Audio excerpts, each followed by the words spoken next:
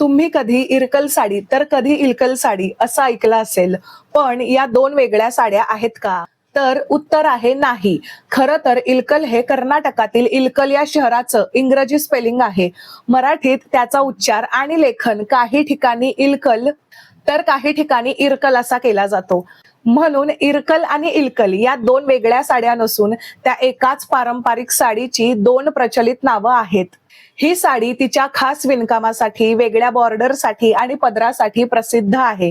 त्यामुळे नाव वेगळं दिसलं तरी साडीचा प्रकार तोच असतो. म्हणून पुढच्या वेळी ऑनलाईन शॉपिंग करताना किंवा दुकानात इरकल किंवा इलकल असं कोणतंही नाव दिसलं तर गोंधळून जाऊ नका.